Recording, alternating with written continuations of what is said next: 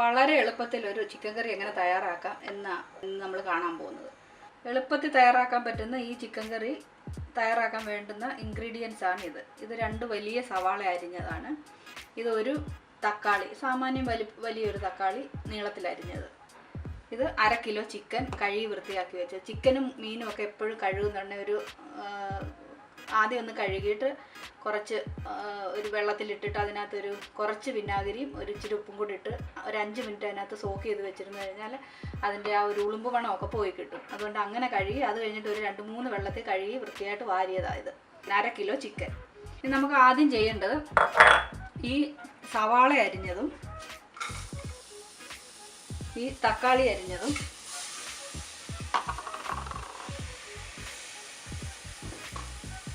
ഒരു 1/4 ടീസ്പൂൺ മഞ്ഞൾപ്പൊടി,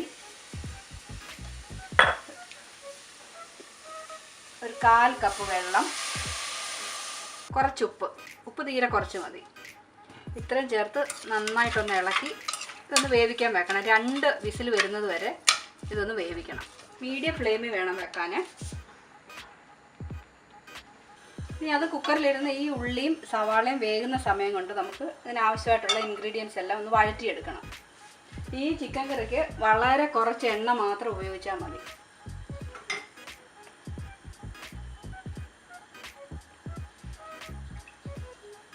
ഒരു ടേബിൾ സ്പൂൺ എണ്ണ. നമ്മുടെ എണ്ണ ചൂടായി കഴിഞ്ഞു. ഇതിലേക്ക് ഒരു 3 വലിയ അല്ലി വെളുത്തുള്ളിയും ഒരു 1/2 ഇഞ്ച് കഷ്ണത്തിലുള്ള ഇഞ്ചിയും കൂടെ ചതച്ചത് ചെറുതായിട്ട് അരിഞ്ഞ് വേണമെങ്കിൽ ഇടാം. ഞാൻ ചതച്ചിരിക്കുന്നു എന്നുള്ളതേ ഉള്ളൂ.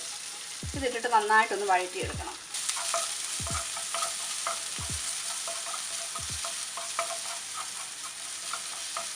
നോൺ സ്റ്റിക്കിൻ്റെ പാത്രം ആയതുകൊണ്ട് അധികം എണ്ണയൊന്നും വേണ്ട. നമുക്ക് ഇതിൻ്റെ പച്ചമണമൊക്കെ മാറി ഒരു ചെറിയ ബ്രൗൺ കളർ ആകുമ്പോഴത്തേക്ക് നമുക്ക് കറിവേപ്പിലയും പച്ചമുളക് കീറിയതും കൂടി ഇട്ട് കൊടുക്കാം. ഒരുവിധം മൂത്ത് തുടങ്ങുമ്പോഴത്തേക്ക് നമ്മൾ കറിവേപ്പിലയും, ഇത് തീരെ എരിവില്ലാത്ത പച്ചമുളകാണ്, 2 പച്ചമുളക്. എരിവുള്ളതാണെങ്കിൽ ഒരെണ്ണം ഇട്ടാലും മതി. കാരണം 1/2 കിലോ ചിക്കൻ അല്ലേ ഉള്ളൂ. ഞാനിപ്പോൾ 1/2 കിലോ ചിക്കൻ ആവശ്യമായിട്ടുള്ള കാര്യങ്ങളാണ് ഇവിടെ നിങ്ങളെ കാണിക്കുന്നത്. നിങ്ങൾക്ക് അത് ചിക്കൻ കൂടുതൽ എടുക്കുമ്പോൾ അതിനനുസരിച്ച് ബാക്കിയുള്ള കാര്യങ്ങളും എടുക്കാം. ഇതെല്ലാം വഴന്ന് കഴിഞ്ഞ് ഇനി നമുക്ക് പൊടികളിടാം. പൊടി ഇടാൻ നേരം തീ തീരെ കുറച്ച് വെക്കണം. തീ തീരെ കുറച്ച് വെച്ചിട്ട് ഒരു 1/4 ടീസ്പൂൺ മഞ്ഞൾപ്പൊടി, 2 ടീസ്പൂൺ മുളക് പൊടി, പിരിമുളകിൻ്റെ പൊടിയാണ് ഇത്. അതുപോലെ തന്നെ ആ സ്പൂണിന് തന്നെ 2 ടീസ്പൂൺ മല്ലിപ്പൊടി ഇട്ടിട്ട് തീ തീരെ കുറച്ച് വെച്ചിരിക്കുക കേട്ടോ, ഓർത്തോണം, ഇല്ലെങ്കിൽ കരിഞ്ഞു പോകും. പൊടിയൊക്കെ മൂത്ത മണം വരുന്നുണ്ട്. ഇനി ഇതിലേക്കൊരു 1/2 ടീസ്പൂൺ കുരുമുളക് പൊടി, 1/2 ടീസ്പൂൺ ഗരം മസാലപ്പൊടി. നമ്മുടെ ഉള്ളിയും തക്കാളിയും വേവിക്കാൻ വെച്ച് ഒരു വിസിൽ വന്നു കഴിഞ്ഞു. ഒരു വിസിലൂടെ ആകുമ്പോൾ നമുക്കത് നിർത്താം. പൊടികളെല്ലാം മൂത്ത് കഴിഞ്ഞപ്പോൾ ഞാനിത് അടുപ്പിൽ നിന്ന് മാറ്റി വെച്ചിരിക്കുക. ഇനി നമുക്ക് ഈ കുക്കർ തുറന്ന് ഇതിൻ്റെ ആവി പോയി കഴിയുമ്പോൾ കുക്കർ തുറന്നിട്ട് നമുക്ക് ആ സവാള വേവിച്ചതും തക്കാളി വേവിച്ചതും കൂടി ഇതിലേക്കിട്ട് ഒന്ന് വഴറ്റിയെടുക്കണം. എന്താ കുക്കർ ആവി പോയി കഴിഞ്ഞില്ല. ആവി പോകാൻ വേണ്ടിയിട്ട് നമ്മൾ വെയിറ്റ് ചെയ്തുകൊണ്ടിരിക്കുമോ. ഇപ്പോൾ പോയി കഴിഞ്ഞാൽ നോക്കാം. ആവി ഇപ്പോൾ പോയി നമുക്ക് തുറക്കാം. കേട്ടോ, നന്നായിട്ട് വെന്ത് കുഴഞ്ഞിരിക്കുന്നതുണ്ടോ. സവാളയും തക്കാളിയൊക്കെ നന്നായിട്ട് വെന്തു. ഇനി നമുക്കിത് ഈ അരപ്പിലേക്ക് ഇട്ട് ഒന്നുകൂടെ നന്നായിട്ട് വഴറ്റിയെടുക്കണം.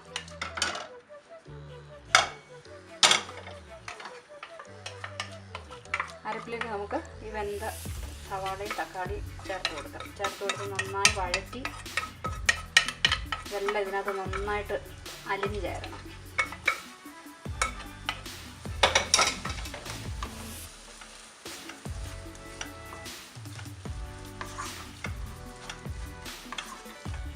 സവാള വേകാൻ ഇത്തിരി താമസമുള്ള സവാള ആയതുകൊണ്ടാണ്, ഇല്ലെങ്കിൽ ഇപ്പം നന്നായിട്ട് വെന്തേനെ, നന്നായിട്ട് വെന്തങ്ങ് കുഴഞ്ഞേനെ. അത്ര കുഴഞ്ഞിട്ടില്ല.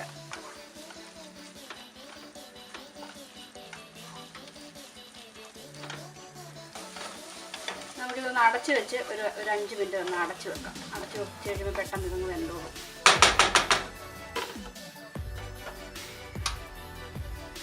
നമുക്ക് ഇടയ്ക്കൊക്കെ തുറന്ന് നോക്കാം അടി പിടിക്കുന്നുണ്ടോ ഇല്ലെന്ന്. അടി പിടിക്കുന്നോ നോക്കണ്ടേ.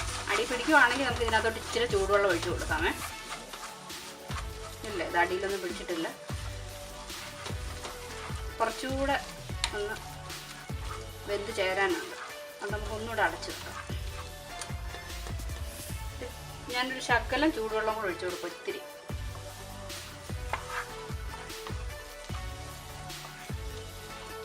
ഒരു 2 ടേബിൾ സ്പൂൺ ചൂടുവെള്ളം ഒഴിച്ചത് ഇതൊന്നും തളിച്ചു കാരണം ഒന്നുകൂടെ നോക്കാം. നമുക്ക്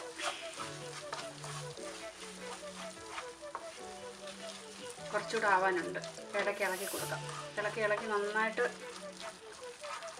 ഈ പാത്രത്തിൽ നിന്നൊക്കെ ഇങ്ങനെ വിട്ടു വരുന്ന പരുവം വരെ നമുക്ക് ഇളക്കി നന്നായിട്ട് നല്ലതായിട്ട് ഇത് ഈ സവാളയൊക്കെ ഇങ്ങനെ അലിഞ്ഞ് ചേരുന്നൊരു പരുവമാവണം. നന്നായിട്ട് വെന്ത് വന്നിട്ടുണ്ട്. ഇനി ഇതിലേക്ക് നമുക്ക് ചിക്കൻ ചേർത്ത് കൊടുക്കാം.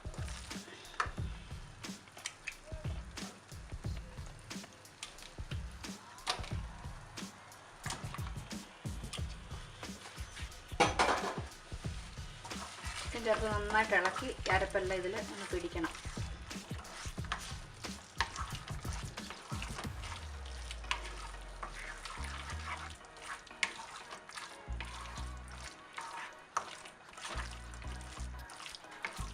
കുറച്ച് നേരം 2-3 മിനിറ്റ് ഇതിനകത്തിട്ട് ഇതൊന്ന് വഴറ്റണം. കഷ്ണങ്ങളിലെല്ലാം നന്നായിട്ട് അരപ്പ് പിടിക്കാൻ വേണ്ടിയിട്ടാണ്. അരപ്പൊക്കെ നന്നായിട്ട് ഇതിൽ പൊതിഞ്ഞിരിക്കുന്ന പരുവമായി. ഇനി നമുക്ക് ഇത്തിരി ചൂടുവെള്ളം അടുക്കി പിടിക്കാതിരിക്കാൻ വേണ്ടി ഇത്തിരി ചൂടുവെള്ളം ഒഴിച്ച് ഒന്നുകൂടി ഒന്ന് ഇളക്കിയിട്ട് നമുക്ക് അടച്ച് വെച്ച് വേവിക്കാം. ഇത് വെന്ത് കഴിഞ്ഞാൽ കറി റെഡിയാവും കേട്ടോ. ചിക്കൻ വേവാനൊന്നും ഒത്തിരി നേരമൊന്നും വേണ്ട. ഒരു 20 മിനിറ്റ് ഒക്കെ മതി.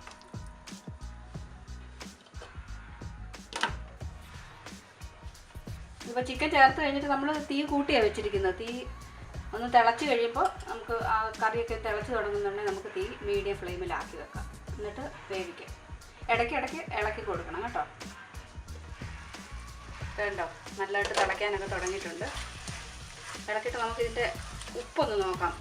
നമ്മൾ ആദ്യം അരപ്പിന് നോക്കിയതേ ഉള്ളായിരുന്നു ഉപ്പ്. ചിക്കൻ ചേർത്ത് കഴിഞ്ഞിട്ട് നമ്മൾ ഉപ്പ് നോക്കിയില്ലല്ലോ. ഉപ്പ് പോരെങ്കിൽ ഈ മസാലത്തിൽ നമുക്ക് ചേർത്ത് കൊടുക്കാം. ഉപ്പ് ഉണ്ടോ നമുക്ക് നോക്കാം. ഉപ്പ് കുറവുണ്ടോ നമുക്ക് കുറച്ച് ഉപ്പ് കൂടെ ചേർത്ത് കൊടുക്കാം. ഉപ്പ് ചേർക്കുമ്പോൾ എപ്പോഴും ശ്രദ്ധിക്കണം. ഉപ്പ് കുറേശ്ശെ ചേർക്കാവുള്ളൂ. കൂടിപ്പോയെങ്കിൽ പിന്നെ നമുക്കൊന്നും ചെയ്യാൻ പറ്റത്തില്ലല്ലോ. കുറഞ്ഞാൽ നമുക്ക് വീണ്ടും ചേർത്ത് കൊടുക്കാം. ഉപ്പ് കൂടി കഴിഞ്ഞാൽ കറി ആകെ കുളമാവും. ഇന്ന് ചിക്കനിൽ നിന്ന് വെള്ളമൊക്കെ ഇറങ്ങി തുടങ്ങിയിട്ടുണ്ട്. നമുക്കൊന്നുകൂടെ അടച്ചു വെക്കാം. നമുക്കൊന്ന് തുറന്ന് നോക്കാം ചിക്കൻ്റെ അവസ്ഥ എന്താണെന്ന്. നമ്മുടെ ഉള്ളിയൊക്കെ നന്നായിട്ട് വെന്ത് നല്ലൊരു കുഴഞ്ഞ പരുവത്തിലിരിക്കുന്നുണ്ടല്ലോ. നല്ലൊരു ചിക്കൻ കറിയായത്. നിങ്ങൾക്ക് ആവശ്യമുണ്ടെങ്കിൽ ഇതിനകത്ത് ലാസ്റ്റിൽ ഇച്ചിരി തേങ്ങാപ്പാൽ വേണമെങ്കിലും ചേർക്കാം. തേങ്ങാപ്പാൽ ചേർത്താൽ രുചി കൂടും. ഞാൻ പക്ഷേ ഇപ്പോൾ തേങ്ങാപ്പാലൊന്നും ചേർക്കുന്നില്ല കേട്ടോ. അപ്പോൾ നമ്മൾ ചിക്കൻ കറി അടുപ്പ് വെച്ചിട്ടൊരു 10 മിനിറ്റ് കഴിഞ്ഞ് ഞാൻ ഇതിൻ്റെ ഇടയ്ക്ക് കുറച്ച് വെള്ളം കൂടി, ഞങ്ങൾക്ക് ചാറ് കൂടുതൽ വേണം കേട്ടോ. അതുകൊണ്ട് ഞാനൊരു ശകലം വെള്ളം കൂടി ഒഴിച്ചു കൊടുക്കും, ചൂടുവെള്ളം. ഏകദേശം ചിക്കൻ പകുതി വേവ് ഒക്കെ ആയി കഴിഞ്ഞു. ഇനി ഒരു 10 മിനിറ്റ് കൂടെ നമുക്ക് വെയിറ്റ് ചെയ്യാം. ഒരു 20 മിനിറ്റ് കഴിഞ്ഞു. നമ്മളിത് തുറന്ന് നോക്കാം. ഉണ്ടോ ചിക്കനൊക്കെ വെന്ത് ചാറൊക്കെ നല്ല കുറുകിയിരിക്കുന്നു. ചാറ് ഇത്രയും വേണ്ടാത്തവർക്ക് ഇടയ്ക്ക് വെള്ളം ഒഴിച്ചു കൊടുത്തില്ലെങ്കിലും കുഴപ്പമില്ല കേട്ടോ. ഇടയ്ക്കിടയ്ക്ക് ഇച്ചിരി വെള്ളം ഒഴിച്ചു കൊടുത്താൽ മതി. ഞാൻ തീയൊക്കെ കുറച്ച് വെച്ചിരിക്കുമായിരുന്നു. തീയൊക്കെ മീഡിയം ഫ്ലെയിമിലും കുറച്ച് വെച്ചേക്കുമായിരുന്നു. ഇപ്പോൾ ചിക്കനൊക്കെ നന്നായിട്ട് വെന്ത് ഒരു 5 മിനിറ്റ് കൂടെ ഇരുന്ന് കഴിയുമ്പോൾ നമുക്കിത് അടുപ്പിൽ നിന്ന് വാങ്ങാം. കറിയൊക്കെ റെഡിയായി. ഇനി നമ്മൾ അടുപ്പിൽ നിന്ന് കറി എടുക്കാൻ പോവാം. കുറച്ച് കറിവേപ്പില, 2 തണ്ട് കറിവേപ്പില നന്നായിട്ട് ഞെരടി ഇതിലേക്ക് ചേർക്കണം. ഒരു 1/2 ടീസ്പൂൺ വെളിച്ചെണ്ണയും കൂടെ അതിൻ്റെ പുറത്തൊന്ന് ഒഴിച്ചു കൊടുക്കണം. വളരെ കുറച്ച് ഒരു 1/2 ടീസ്പൂൺ. അടുപ്പിൽ നിന്ന് വാങ്ങാം.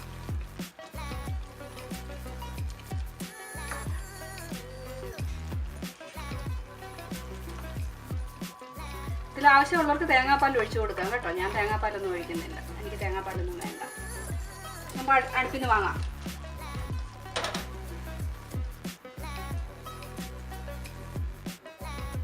ഈ ചിക്കൻ കറി നമുക്ക് ചോറിൻ്റെ കൂടെ, നല്ല ചോറിൻ്റെ കൂടെ, അപ്പത്തിൻ്റെ കൂടെ, ചപ്പാത്തിയുടെ കൂടെ ഒക്കെ കഴിക്കാൻ നല്ലതാണ്.